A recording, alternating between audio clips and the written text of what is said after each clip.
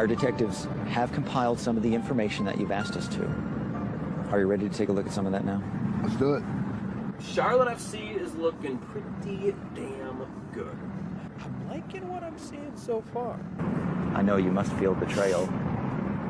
You know, it's like all the time we've been together has been a lie. It's like it's all been wasted.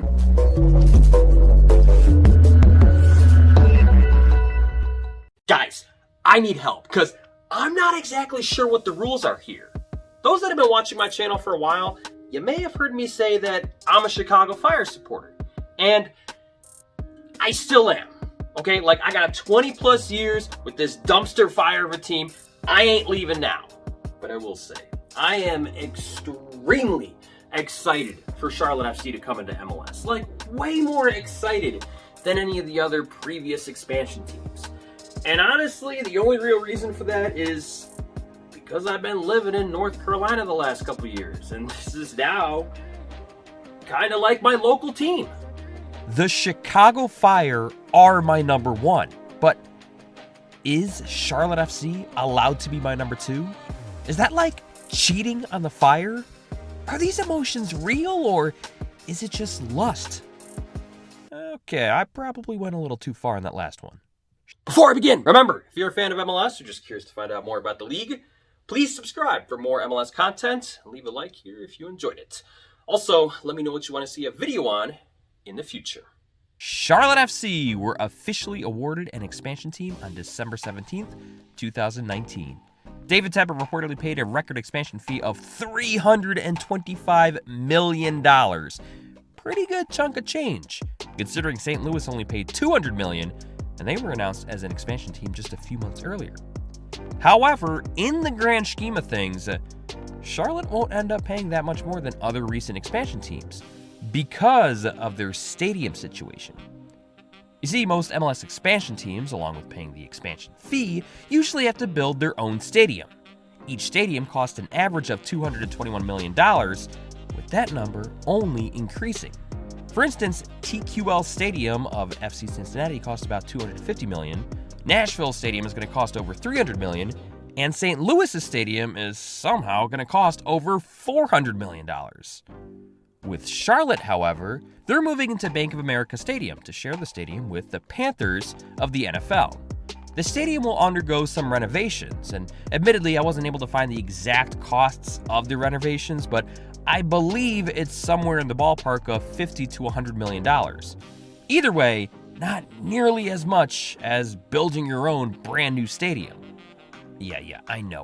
We're supposed to be moving away from football stadiums, except for Seattle and Atlanta. Those are the exceptions, right? Well, as of now, the numbers are looking pretty promising for Charlotte, having sold over 20,000 season tickets already, which is on pace with other expansion teams in their first seasons. This despite the backlash from fans about the season ticket prices and PSLs, or personal seat licenses. A personal seat license is like owning the seat in the stadium. So, on the one hand, if I understand it correctly, you could sell that off for a higher price and actually make a profit in the future. But on the other hand, it does just seem like another expensive hoop to jump through just for season tickets. It's not my favorite feature, but as someone who's never had one, or any season tickets for that matter, maybe I'm not the right person to judge this kind of thing. Maybe I need to own a PSL to really understand it. There was also some backlash from fans when it was revealed that part of the renovations would go towards replacing the grass surface with synthetic turf. Now, I could probably make a whole video of grass versus turf, but I'll just summarize it here.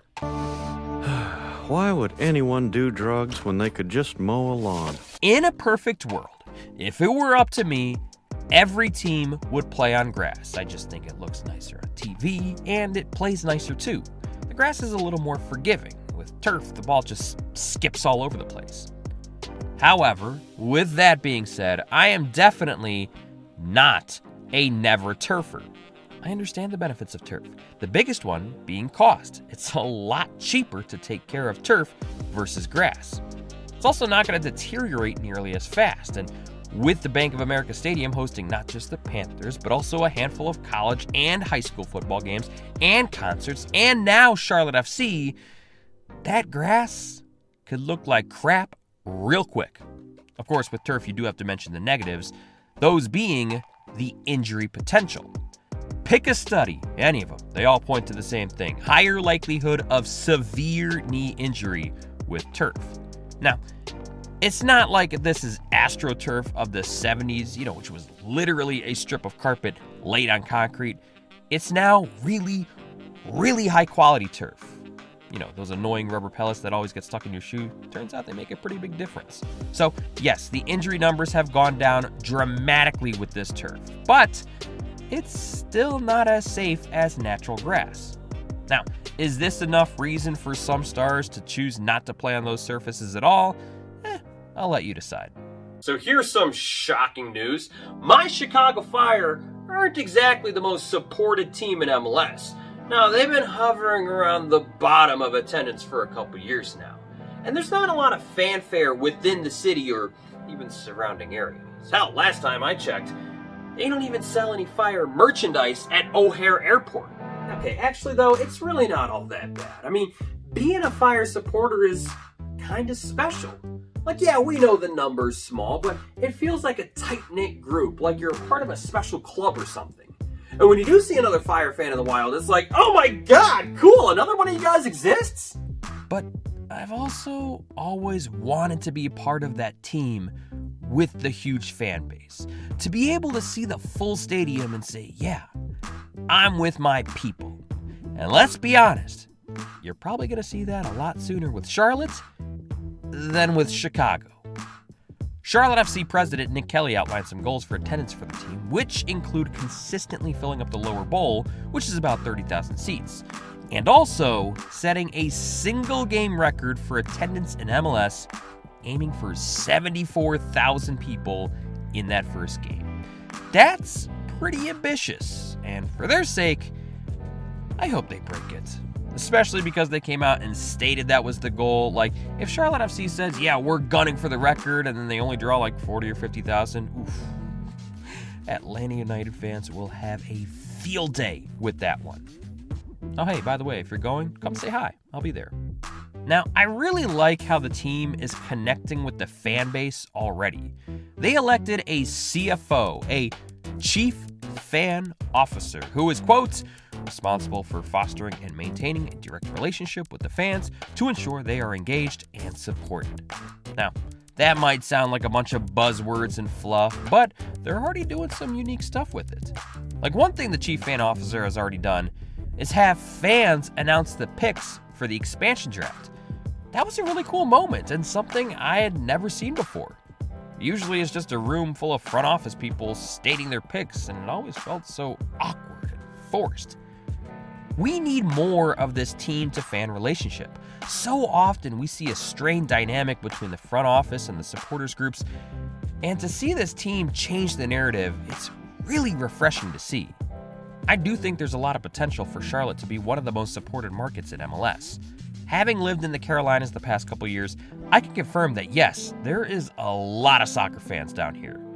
In fact, it's kind of interesting that it took so long for MLS to get here. I mean, North Carolina has been in the USL forever. They were in the new NASL, and also on the women's side, the Carolina Courage were in both the WUSA and NWSL. Better late than never, I guess. I'm just really happy for the people of the Queen City, because while the struggle for Charlotte, or anywhere in North Carolina for that matter, to get into MLS hasn't been as publicized as St. Louis or Sacramento struggles, Charlotte FC was definitely not the first attempt to get into MLS. There have been multiple bids, and actually at one point Charlotte was even on the short list of cities to be one of the original 10 teams. But what about the Charlotte Independence of the USL? It was one of the lowest attendances in the league. Yeah, I thought this was a valid point in the past, but as it turns out, it's not. A city's USL attendance really doesn't mean much when translating to MLS attendance. I mean, I try to make the same point with Nashville, and yeah,